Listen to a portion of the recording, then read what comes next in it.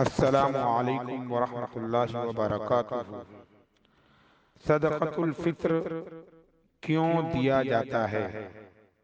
نبی کریم صلی اللہ علیہ وسلم نے صدقہ فطر کو ضروری قرار دیا، جو روزے دار کے لیے لغو اور بے حیائی کی باتوں سے پاکیزگی کا ذریعہ ہے، اور مسکینوں کے کھانے کا انتظام ہے۔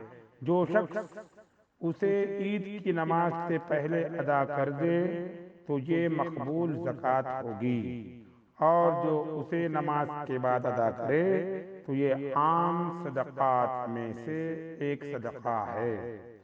اس روایت سے معلوم ہوا کہ صدقہ فطر واجب ہونے کے دو مقاصد ہیں۔ نمبر ایک، روزے کی کوتاہیوں کی تلافی۔ نمبر دو، امت کے مسکینوں کے لیے عید کے دن رزق کا انتظام، تاکہ وہ بھی اس روز لوگوں کی خوشیوں میں شریک ہو سکیں۔ اس لیے پیغمبر علیہ الصلوۃ والسلام نے ارشاد فرمایا ہے کہ اغنوہم عن السؤال فی ھذا اليوم، یعنی اس دن مسکینوں پر اتنا خرچ کرو کہ وہ سوال سے بے نیاز ہو جائیں۔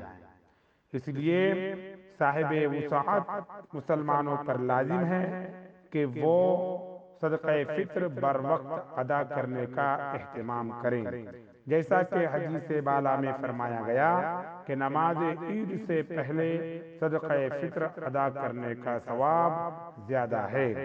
اسی بنیاد پر حضرت عبداللہ ابن عمر رضی اللہ تعالی عنہ عید سے 2-3 دن پہلے ہی صدقۃ الفطر ادا کر دیا کرتے تھے۔ ابو داؤد شریف حدیث نمبر 1610۔